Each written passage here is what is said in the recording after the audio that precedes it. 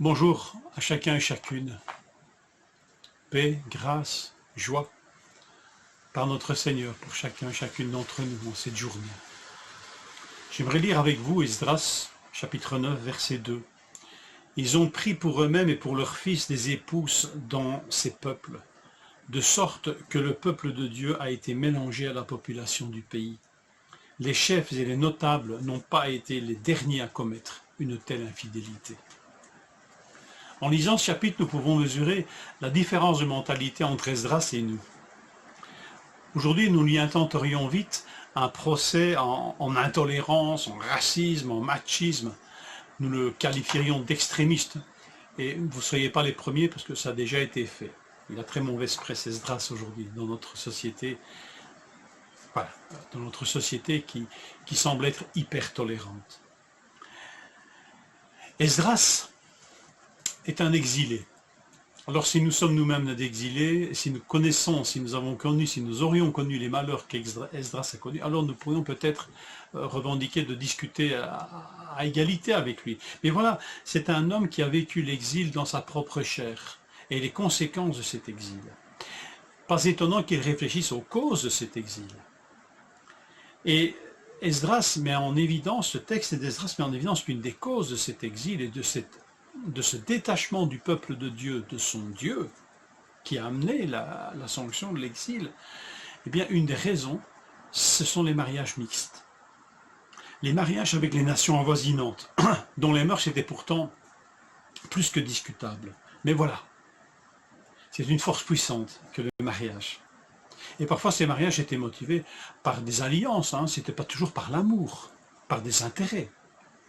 Ces mariages, en tout cas, ont amené le peuple à faire des choix de vie en matière religieuse, morale, éthique, c'est inévitable.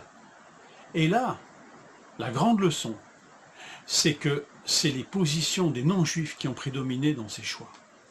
C'est le peuple de Dieu qui s'est aligné sur la manière de vivre, sur les valeurs de leurs époux, de leurs épouses non-juifs. C'est une grande leçon. C'est là le véritable danger. Et on voit cela un cas exemplaire.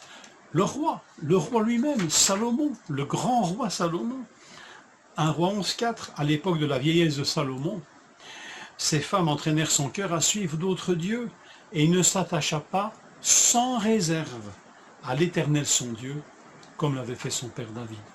Il aura fallu là une seule génération pour qu'on constate déjà un affaiblissement de la foi.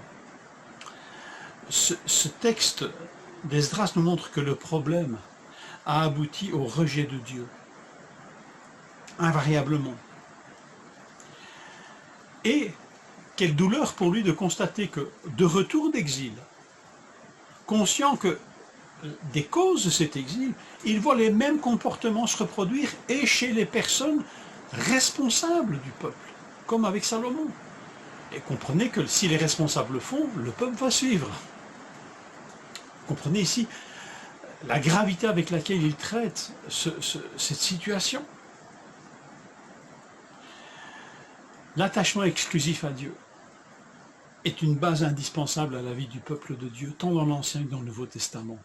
Salomon ne s'attacha plus sans réserve, comme l'avait fait David. Il est partagé.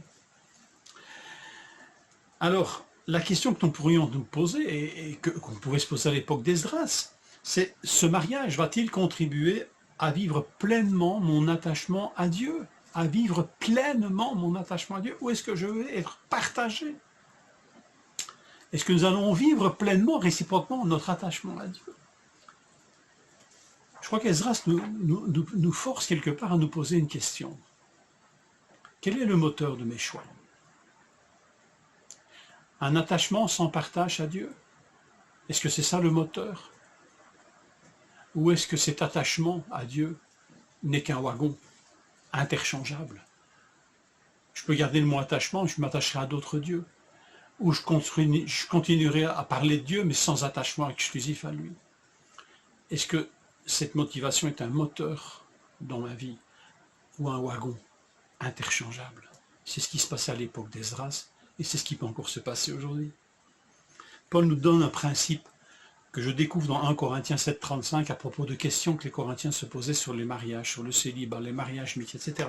Et voilà ce que dit Paul. Je trouve que c'est un principe qui me saute aux yeux maintenant. Je dis cela, dit-il, dans votre propre intérêt, et non pour vous tendre un piège, mais pour que vous meniez une vie bien ordonnée et que vous soyez attachés au Seigneur sans partage. Attachés au Seigneur sans partage.